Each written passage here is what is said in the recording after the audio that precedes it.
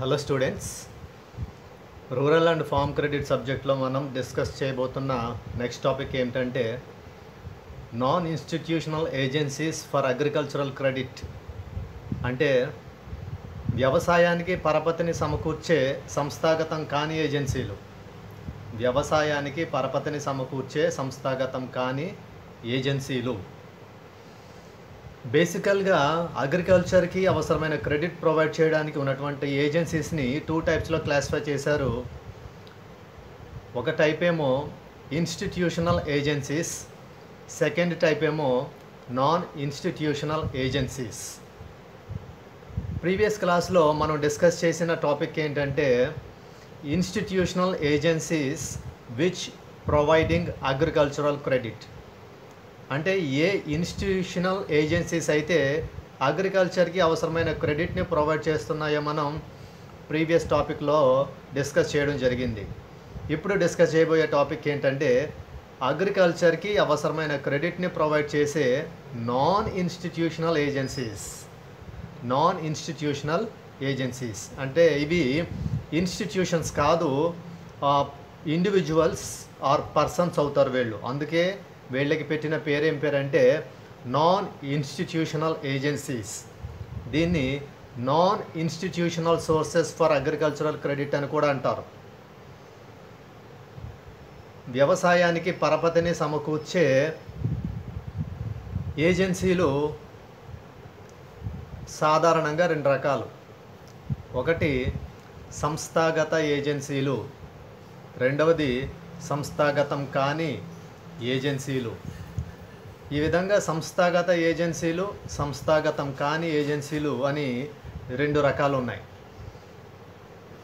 వీటిలో మొదటి రకం గూర్చి అంటే వ్యవసాయానికి పరపతిని సమకూర్చే సంస్థాగత ఏజెన్సీల గూర్చి ప్రీవియస్ క్లాస్లో మనం డిస్కస్ చేయడం జరిగింది.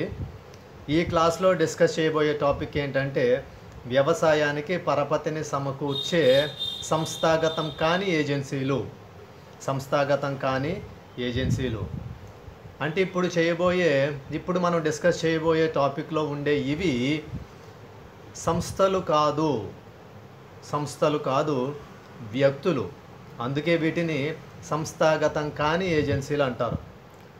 అంటే కొన్ని రకాలైన వ్యక్తులు వ్యవసాయానికి అవసరమైన పరపతిని సమకూరుస్తారు. వ్యక్తులు వ్యవసాయానికి అవసరమైన పరపతిని సమకూరుస్తున్నారు కాబట్టి ఈ వ్యక్తులను ఏమని పిలుస్తారంటే సంస్థాగతం కాని ఏజెన్సీలు అని పిలుస్తారు. దీనికి మరొక పేరు సంస్థాగతం కాని వనరులు అని కూడా ఉంది. అంటే వ్యవసాయానికి పరపతిని సమకూర్చే సంస్థాగతం కాని వనరులు అని కూడా పిలుస్తారు. Right. Non institutional agencies for agricultural credit అంటే వ్యవసాయానికి పరపతిని సమకూర్చే సంస్థాగతం కాని ఏజెన్సీలు.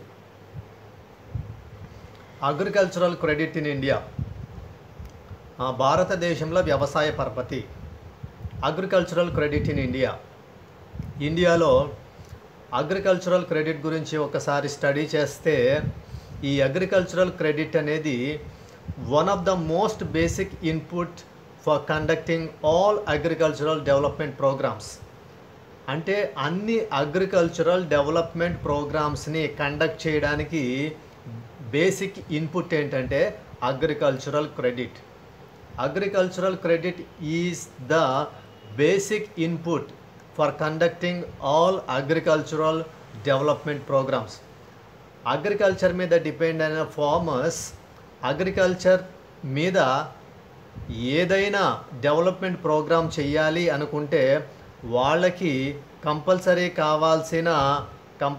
కావాల్సిన బేసిక్ ఇన్పుట్ ఏంటంటే అగ్రికల్చరల్ క్రెడిట్. సో ఈ అగ్రికల్చరల్ క్రెడిట్ అనేది ఫార్మర్స్కి చాలా ఇంపార్టెంట్ బేసిక్ ఇన్పుట్. ఈ విధమైన అగ్రికల్చరల్ క్రెడిట్ లేకుండా ఫార్మర్స్ ఎవ్వరు కూడా ఎలాంటి అగ్రికల్చరల్ డెవలప్మెంట్ ప్రోగ్రామ్స్ని కండక్ట్ చేయలేరు. కాబట్టి అగ్రికల్చర్ మీద డిపెండ్ అయిన ఫార్మర్స్ ఖచ్చితంగా అగ్రికల్చరల్ క్రెడిట్ అనేది వారికి కావాలి, అది చాలా అవసరం. అయితే ఇండియాలో అగ్రికల్చరల్ క్రెడిట్కి చాలా ఇంపార్టెన్స్ ఉంది.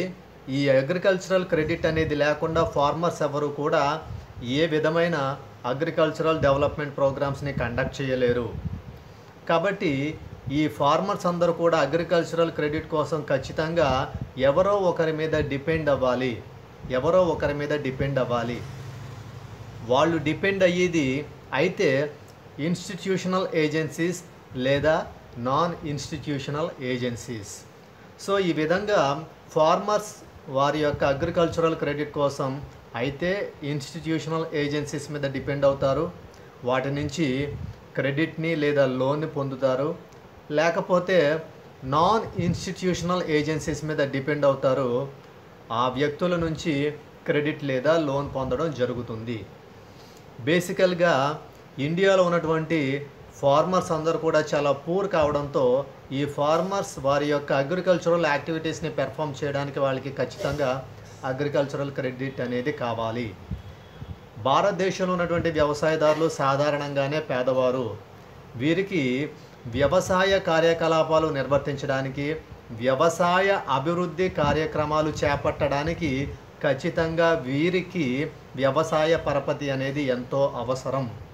ఈ వ్యవసాయ పరపతి అనేది లేకుండా రైతులు ఏ విధమైన వ్యవసాయ అభివృద్ధి కార్యక్రమాలను చేపట్టలేరు. సో వ్యవసాయదారులు ఏదైనా వ్యవసాయ అభివృద్ధి కార్యక్రమాన్ని చేపట్టాలంటే ఖచ్చితంగా వారికి వ్యవసాయ పరపతి అనేది కావాలి. ఈ వ్యవసాయ పరపతి కోసం రైతులు ప్రధానంగా 2 రకాలైన పరిస్థితులపై ఆధారపడతారు. ఒకటి సంస్థాగత ఏజెన్సీలపై ఆధారపడతారు, లేదా సంస్థాగతం కాని ఏజెన్సీలపై ఆధారపడతారు. అంటే రైతులకు వ్యవసాయ పరపతిని సమకూర్చడానికి ఎన్ని రకాల వనరులు ఉన్నాయి అంటే 2 రకాల వనరులు ఉన్నాయని కూడా మరో విధంగా మాట్లాడుకోవచ్చు. మొదటి వనరులు సంస్థాగత వనరులు, రెండవ వనరులు సంస్థాగతం కాని వనరులు. సంస్థాగత ఏజెన్సీలన్నా సంస్థాగత వనరులన్నా ఒకటే. దాంతోపాటు సంస్థాగతం కాని ఏజెన్సీలన్నా సంస్థాగతం కాని వనరులన్నా ఒకటే. సో ఈ విధంగా బేసిక్గా ఇండియన్ ఫార్మర్స్ అందరూ చాలా పూర్ కావడంతో వాళ్ళ యొక్క అగ్రికల్చరల్ యాక్టివిటీస్ని పెర్ఫామ్ చేయడానికి వాళ్ళకి క్రెడిట్ అనేది కావాలి. వీళ్ళకి ఈ క్రెడిట్ ప్రొవైడ్ చేయడానికి ఉన్నటువంటి ఏజెన్సీస్ చాలా సింపుల్గా 2 టైప్స్లో క్లాసిఫై చేయడం జరిగింది. ఫస్ట్ టైప్ ఏమో ఇన్స్టిట్యూషనల్ ఏజెన్సీస్, సెకండ్ టైప్ ఏమో non institutional agencies. Institutional agencies గురించి మనం ప్రీవియస్ క్లాస్లో డిస్కస్ చేయడం జరిగింది. అంటే కోఆపరేటివ్ సొసైటీస్, కొన్ని ఇన్స్టిట్యూషన్స్ అనేవి ఎస్టాబ్లిష్ చేయబడ్డాయి. ఆ ఎస్టాబ్లిష్ చేయబడ్డ ఇన్స్టిట్యూషన్స్ అగ్రికల్చర్కి అవసరమైన క్రెడిట్ని ప్రొవైడ్ చేస్తాయి. ఆ ఇన్స్టిట్యూషన్స్లో మనం ఏమేమి డిస్కస్ చేసామంటే ప్రీవియస్ క్లాస్లో కోఆపరేటివ్ సొసైటీస్ అనేవి ఎస్టాబ్లిష్ చేయబడ్డాయి. అంటే సహకార సంఘాలు, సహకార పరపతి సంఘాలు అనేవి స్థాపించబడ్డాయి రైతులకు పరపతిని సమకూర్చడానికి. సో కోఆపరేటివ్ సొసైటీస్ ఉన్నాయి.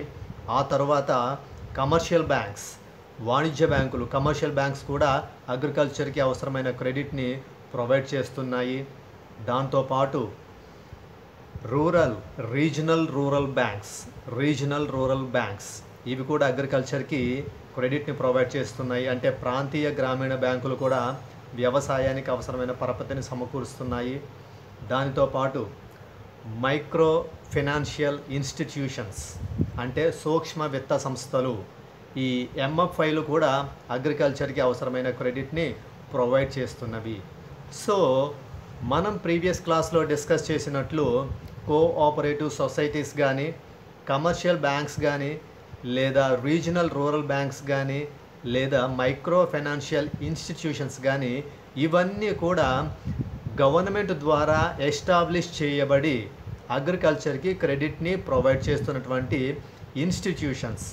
అందుకే వాటిని institutional agencies or institutional sources అని అంటారు. అయితే అగ్రికల్చర్కి క్రెడిట్ని ప్రొవైడ్ చేయడానికి కొన్ని నాన్ ఇన్స్టిట్యూషనల్ ఏజెన్సీస్ కూడా ఉన్నాయి. ఈ అగ్రికల్చర్కి క్రెడిట్ని ప్రొవైడ్ చేసే నాన్ ఇన్స్టిట్యూషనల్ ఏజెన్సీస్లో ఫస్ట్ చెప్పుకోవలసిన పర్సన్స్ ఎవరంటే money lenders. Money lenders.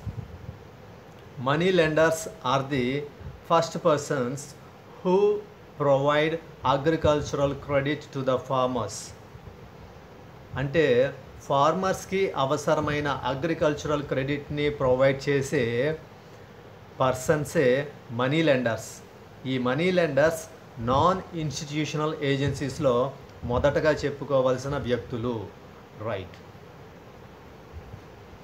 Non institutional ఏజెన్సీస్లో ఫస్ట్ టైప్ ఎవరంటే మనీ లెండర్స్, అంటే వడ్డీ వ్యాపారులు. ఈ వడ్డీ వ్యాపారులు బిగినింగ్ నుంచి కూడా ఫార్మర్స్కి అవసరమైన క్రెడిట్ని ప్రొవైడ్ చేయడంలో చాలా ఇంపార్టెంట్ రోల్ ప్లే చేస్తున్నారు.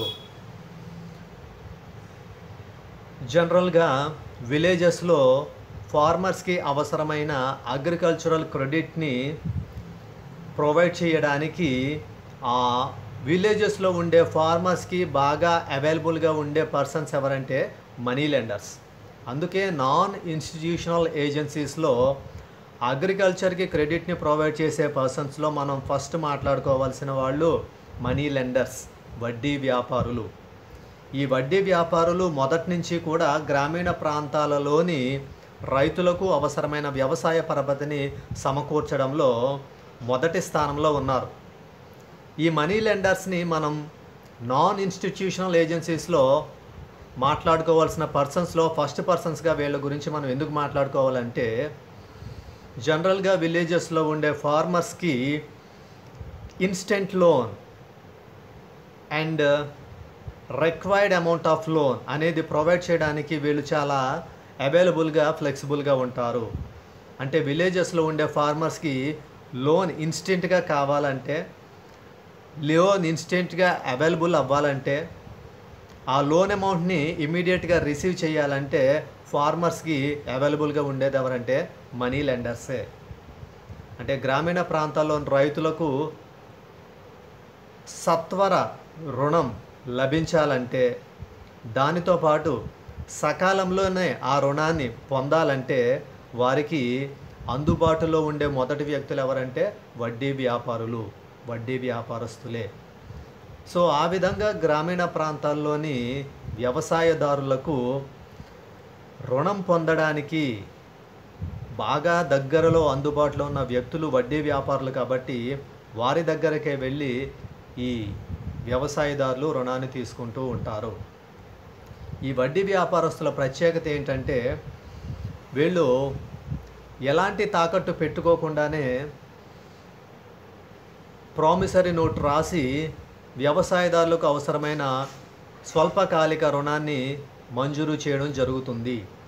అంటే ఈ మనీ లెండర్స్ యొక్క ఇంపార్టెన్స్ విలేజెస్లో అంత ఎక్కువగా పెరగడానికి ఉన్నటువంటి రీజన్స్లో వన్ ఆఫ్ ద రీజన్ ఏంటంటే, ఏ విధమైన సెక్యూరిటీని, ప్రాపర్టీని మనం మోర్టగేజ్ చేయాల్సిన అవసరం లేకుండానే ఒక ప్రామిసరీ నోట్ రాయించుకుని ఫార్మర్స్కి అవసరమైన షార్ట్ టర్మ్ క్రెడిట్ని ఇమ్మీడియట్గా, ఇన్స్టెంట్గా ఈ మనీ లెండర్స్ ప్రొవైడ్ చేస్తుంటారు.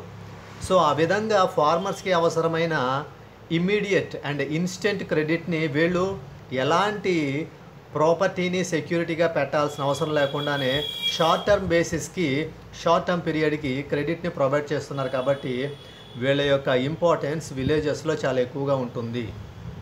వీళ్ళ యొక్క ఇంపాక్ట్ విలేజ్ ఫార్మర్స్ మీద, విలేజ్ అగ్రికల్చరలిస్ట్ మీద చాలా ఎక్కువగా ఉంటుంది. అందుకే నాన్ ఇన్స్టిట్యూషనల్ ఏజెన్సీస్లో మనం ముందు మాట్లాడుకోవాల్సిన వ్యక్తులు ఈ మనీ లెండర్స్. అయితే విలేజ్ ఫార్మర్స్ కానీ షార్ట్ టర్మ్ పీరియడ్కి కాకుండా లాంగ్ టర్మ్ పీరియడ్కి ఏదైనా లోన్ తీసుకోవాలనుకుంటే అప్పుడు మాత్రం ఫార్మర్స్ ఖచ్చితంగా ఏదో ఒక ప్రాపర్టీని మోర్టగేజ్ చేయాల్సి ఉంటుంది. అంటే ఒకవేళ ఇంటికి సంబంధించిన దస్తావేజులు కానీ, లేదా పొలానికి సంబంధించిన, భూమికి సంబంధించిన, వ్యవసాయ భూమికి సంబంధించిన పట్టాదారు పాస్ పుస్తకాలు కానీ ఈ మనీ లెండర్స్ దగ్గర మోర్టగేజ్ పెట్టి, తాకట్టు పెట్టి లాంగ్ టర్మ్ పీరియడ్ కూడా వీళ్ళు లోన్ తీసుకోవడానికి అవకాశాలు ఉంటాయి. సో ఈ విధంగా స్వల్పకాలిక పరపతి కాకుండా దీర్ఘకాలానికి వ్యవసాయదారులు పరపతి తీసుకోవాలంటే అప్పుడు మాత్రం తమ యొక్క స్థిరాస్తులను వడ్డీ వ్యాపారుల దగ్గర తాకట్టు పెట్టాల్సి ఉంటుంది. అంటే వ్యవసాయదారుల యొక్క ఇంటి దస్తావేజు పత్రాలు కానీ లేదా వ్యవసాయ భూమి యొక్క పట్టాదారు పాస్ పుస్తకాలు కానీ వడ్డీ వ్యాపారుల దగ్గర తాకట్టు పెట్టి దీర్ఘకాలానికి పరపతిని తీసుకోవడం జరుగుతుంది. అయితే ఈ విధంగా లాంగ్ టర్మ్ పీరియడ్కి ఇచ్చే లోన్స్ మీద ఈ మనీ లెండర్స్ చాలా హై రేట్ ఆఫ్ ఇంట్రెస్ట్ని ఛార్జ్ చేయడం జరుగుతుంది. ఈ విధంగా మనీ లెండర్స్ ఛార్జ్ చేసే హై రేట్ ఆఫ్ ఇంట్రెస్ట్ వల్ల కొన్ని సందర్భాల్లో ఫార్మర్స్ ఏ ప్రాపర్టీస్ని అయితే సెక్యూరిటీగా పెట్టారో, ఏ డాక్యుమెంట్స్ని అయితే సెక్యూరిటీగా పెట్టారో ఆ డాక్యుమెంట్స్కి సంబంధించిన భూముల్ని కొన్నిసార్లు వడ్డీ వ్యాపారస్తులకు స్వాధీనం చేయాల్సిన పరిస్థితి కూడా వస్తుంది. ఎందుకంటే దీర్ఘకాలానికి పరపతి తీసుకున్నారు కాబట్టి రైతులు, వ్యవసాయదారులు వారి యొక్క భూములకు సంబంధించిన, ఇంటికి సంబంధించిన పత్రాలను తాకట్టు పెట్టి రుణాలు తీసుకున్నారు. ఈ తాకట్టు పెట్టి తీసుకున్న రుణాలకు వడ్డీ రేటు చాలా ఎక్కువగా ఉంటుంది. ఈ వడ్డీ రేటు కాలానుగుణంగా బాగా పెరిగిపోయి, అప్పులు పెరిగిపోయి వడ్డీలు తీర్చలేని పరిస్థితి వచ్చి కొన్ని సందర్భాల్లో ఈ రైతులు తమ యొక్క భూములను ఈ వడ్డీ వ్యాపారస్తులకు కోల్పోయే పరిస్థితి కూడా వస్తుంది. ఈ విధంగా మనీ లెండర్స్ అనే వాళ్ళు విలేజెస్లో ఉండేటువంటి ఫార్మర్స్కి క్రెడిట్ అనేది ప్రొవైడ్ చేయడం జరుగుతుంది. ఈ మనీ లెండర్స్కి విలేజెస్లో ఇంత ఇంపార్టెన్స్ రావడానికి గల కారణం ఏంటంటే, మనం ఇంతకు ముందే మాట్లాడుకున్నట్లు immediate and instant loan facility. గ్రామీణ ప్రాంతాల్లోని వ్యవసాయదారులు రైతులకు అవసరమైన పరపతిని సత్వరమే సమకూరుస్తారు. ఆ పరపతి మొత్తాన్ని సకాలంలో అందజేస్తారు. అందుకే ఎక్కువగా రైతులు, వ్యవసాయదారులు వడ్డీ వ్యాపారస్తులను గ్రామీణ ప్రాంతాల్లో ఆశ్రయిస్తూ ఉంటారు. ఈ వడ్డీ వ్యాపారస్తులు వ్యవసాయదారుల యొక్క నిరక్షరాస్యతను ఆసరాగా తీసుకుని కూడా కొన్నిసార్లు వీళ్ళని అనేక రకాలుగా మోసగిస్తూ ఉంటారు. అది ఏ విధంగా అంటే, ఇచ్చిన మొత్తం కంటే, అంటే లోన్ అమౌంట్ ఎంతైతే ఇస్తారో ఆ ఇచ్చిన దానికంటే ఎక్కువ అమౌంట్ని బుక్స్లో రాయడం, దాంతోపాటు లోన్ అమౌంట్ ఇస్తున్నప్పుడే ఇంట్రెస్ట్ని ముందుగానే డిడక్ట్ చేసుకోవడం, దాంతోపాటు పీరియాడికల్గా ఫార్మర్స్, అగ్రికల్చరిస్ట్ ఎంతైతే అమౌంట్లు పే చేస్తున్నారో దానికి సంబంధించిన విషయాలన్నీ కూడా బుక్స్లో ప్రాపర్గా రికార్డ్ చేయకపోవడం, ఇలాంటి అక్రమాలకు, మోసాలకు పాల్పడి ఈ వడ్డీ వ్యాపారస్తులు గ్రామీణ ప్రాంతాల్లోని వ్యవసాయదారులను, రైతులను చాలా ఆర్థికంగా దోచుకుంటున్నారు. సో ఈ విధమైన ఆర్థిక దోపిడీ నుండి గ్రామీణ ప్రాంతాల్లోని వ్యవసాయదారులను, రైతులను రక్షించాలనే ఉద్దేశంతోనే భారత ప్రభుత్వము సంస్థాగత ఏజెన్సీలను స్థాపించి వాటి ద్వారా గ్రామీణ రైతాంగానికి అవసరమైన పరపతిని సమకూర్చడానికి అనేక రకాలైన ప్రయత్నాలు చేస్తూ వస్తుంది. సో ఇది నాన్ ఇన్స్టిట్యూషనల్ ఏజెన్సీస్లో ఫస్ట్ మనం చెప్పుకోవాల్సిన పర్సన్స్ ఎవరంటే మనీ లెండర్స్. ఈ మనీ లెండర్స్ అనేవాళ్ళు జనరల్గా 2 టైప్స్లో ఉంటారు. Professional money lenders, అగ్రికల్చరలిస్ట్ money lenders. అంటే వృత్తిపరమైన వడ్డీ వ్యాపారులు, వ్యవసాయాలకు రుణాలు ఇచ్చే వడ్డీ వ్యాపారులు. ఈ విధంగా వడ్డీ వ్యాపారులు సాధారణంగా 2 రకాలుగా ఉంటారు. ఈ వడ్డీ వ్యాపారులు అనేవాళ్ళు గ్రామీణ ప్రాంతాల్లోని వ్యవసాయదారులు, రైతులకు అవసరమైన పరపతిని సమకూర్చడంలో చాలా ముఖ్యమైన పాత్రను పోషిస్తుంటారు. మనీ లెండర్స్ తర్వాత చెప్పుకోవాల్సిన సెకండ్ కేటగిరీ పర్సన్స్ ఎవరంటే ట్రేడర్స్ అండ్ కమిషన్ ఏజెంట్స్. అంటే వ్యాపారస్తులు మరియు కమిషన్ ఏజెంట్లు. వీళ్ళు నాన్ ఇన్స్టిట్యూషనల్ ఏజెన్సీస్లో సెకండ్ కేటగిరీకి సంబంధించిన పర్సన్స్. మొదటగా అగ్రికల్చర్కి అవసరమైన క్రెడిట్ని ప్రొవైడ్ చేసుకోవడంలో మొదటగా చెప్పుకోవాల్సిన వాళ్ళు మనీ లెండర్స్ అయితే, వాళ్ళ తర్వాత అగ్రికల్చర్ క్రెడిట్ని ప్రొవైడ్ చేసేవాళ్ళు ట్రేడర్స్ అండ్ కమిషన్ ఏజెంట్స్. ఈ ట్రేడర్స్ అండ్ కమిషన్ ఏజెంట్స్ కూడా ఏం చేస్తుంటారంటే, ఫార్మర్స్కి అవసరమైన అగ్రికల్చరల్ లోన్ అమౌంట్ని, అడ్వాన్సుల్ని వీళ్ళు ప్రొవైడ్ చేస్తూ ఉంటారు. అయితే ఈ ట్రేడర్స్ అండ్ కమిషన్ ఏజెంట్స్ ఏం చేస్తారంటే, ఎప్పుడైతే రైతుకి పంట అనేది చేతికి వస్తుందో ఆ చేతికి వచ్చిన వెంటనే వీళ్ళు ఇచ్చిన లోన్ అమౌంట్ని తిరిగి రీకలెక్ట్ చేసుకుంటారు. సో దానివల్ల రైతు పండించిన పంటకి సరైన గిట్టుబాటు ధర వచ్చేంత వరకు కూడా రైతు వేచి ఉండడానికి అవకాశం ఉండదు. ఈ విధంగా రైతు పండించిన పంటకి సరైన గిట్టుబాటు ధర వచ్చేంత వరకు కూడా రైతు వేచి ఉండే అవకాశం కల్పించకుండా ఈ ట్రేడర్స్ అండ్ కమిషన్ ఏజెంట్లు రైతులకు ఇచ్చిన రుణాలను తిరిగి ఆ వడ్డీ మొత్తాలతో సహా వసూలు చేస్తారు. దీనివల్ల రైతు పండించిన పంటకి తగిన మద్దతు ధర, సపోర్టింగ్ ప్రైస్ అనేది లేక చాలా మినిమం ప్రైస్కే రైతు తన పంటను సేల్ చేసుకుని ఆ వచ్చిన అమౌంట్ని దానిలో కొంచెమేమో ట్రేడర్స్ అండ్ కమిషన్ ఏజెంట్స్కి పే చేసి మిగిలిన దాన్ని మాత్రమే రైతు తన వద్ద ఉంచుకోవడం జరుగుతుంది. సో దీనివల్ల రైతులు కొంత ఆర్థికంగా నష్టపోయే పరిస్థితి ఏర్పడుతుంది. ఎక్కువగా ఈ రకమైన లోన్ దేనికి ప్రొవైడ్ చేయడం జరుగుతుందంటే commercial crops and fruit crops వీటికి సంబంధించి ఎక్కువగా ఈ farmers, traders and commission agents దగ్గర నుంచి లోన్స్ తీసుకుంటూ ఉంటారు. ఈ వ్యాపారస్తులు లేదా కమిషన్ ఏజెంట్లు వీళ్ళు రైతులకు ఇచ్చిన రుణాలను రైతుకు ఆ పంట చేతికి రాగానే వసూలు చేసేస్తారు. రైతు పండించిన పంటకి తగిన మద్దతు ధర వచ్చేంత వరకు కూడా వేచి ఉండే అవకాశాన్ని రైతుకి ఇవ్వరు. ఫలితంగా రైతు తక్కువ ధరకే తన పంటను అమ్ముకుని ఆర్థికంగా నష్టపోయే పరిస్థితి ఏర్పడుతుంది. ఈ ట్రేడర్స్ లేదా కమిషన్ ఏజెంట్లు అంటే ఈ వ్యాపారస్తులు లేదా కమిషన్ ఏజెంట్లు సాధారణంగా ఏ రకమైన పంటలకు రైతులకు రుణాలు ఇస్తుంటారంటే వాణిజ్య పంటలు మరియు తోటలు, అంటే పండ్ల తోటలు ఉంటాయి. అటువంటి వాణిజ్య పంటలు మరియు పండ్ల తోటలు పండించే రైతులకు ఈ వ్యాపారస్తులు లేదా కమిషన్ ఏజెంట్లు రుణాలు మంజూరు చేస్తుంటారు. ఇక ఫైనల్గా రిలేటివ్స్, బంధువులు లేదా స్నేహితులు వీళ్ళు కూడా ఫార్మర్స్కి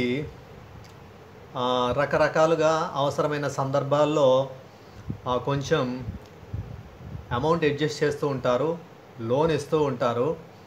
ఈ లోన్ అనేది ఏ రూపంలో ఉంటుందంటే the loan or the amount may be in the form of cash or in kind.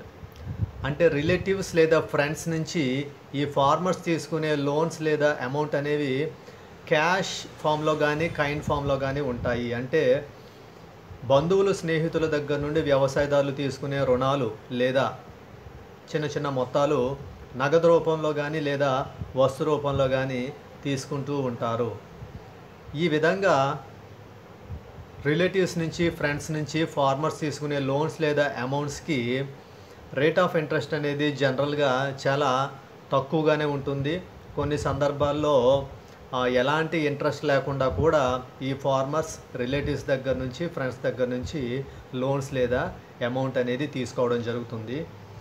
అయితే ఈ విధంగా తీసుకున్న లోన్స్ లేదా అమౌంట్స్ని ఫార్మర్స్ తిరిగి ఎప్పుడు రీపే చేస్తారంటే the loans or amounts will be repaid after the harvest. అంటే ఎప్పుడైతే రైతులకు పంట చేతికి వస్తుందో ఆ విధంగా పంట చేతికి వచ్చిన తర్వాత రైతులు బంధువుల దగ్గర నుండి కానీ లేదా స్నేహితుల దగ్గర నుండి కానీ తీసుకున్న రుణాలు తిరిగి చెల్లించడం జరుగుతుంది. సో ఈ విధంగా రకరకాలైన వ్యక్తులు గ్రామీణ ప్రాంతాల్లో ఉన్న రైతులకు వ్యవసాయ రుణాలను మంజూరు చేస్తున్నారు. గ్రామీణ ప్రాంతాల్లో ఉన్న రైతులకు వ్యవసాయ పరపతిని అందిస్తున్నారు. ఈ వ్యక్తులు రకరకాలైన వ్యక్తులు కాబట్టి వీళ్ళనే ఏమంటారంటే సంస్థాగతం కాని ఏజెన్సీలు లేదా సంస్థాగతం కాని వనరులు అంటారు. అంటే మనం ఇంతవరకు డిస్కస్ చేసిన ఈ వీళ్ళందరూ కూడా పర్సన్సే, ఇన్స్టిట్యూషన్స్ కాదు. కాబట్టి దీన్ని non institutional agencies or non institutional sources అని అంటారు. అగ్రికల్చర్కి క్రెడిట్ని ప్రొవైడ్ చేసే నాన్ ఇన్స్టిట్యూషనల్ ఏజెన్సీస్ ఎవరెవరంటే ఫస్ట్గా చెప్పుకోవాల్సింది మనీ లెండర్స్. ఆ తర్వాత సెకండ్ టైప్ ఆఫ్ పర్సన్స్ ఎవరు? Traders and commission agents. ఫైనల్గా చెప్పుకోవాల్సిన వాళ్ళు రిలేటివ్స్. వీళ్ళు అగ్రికల్చర్కి అవసరమైన క్రెడిట్ని ప్రొవైడ్ చేస్తారు.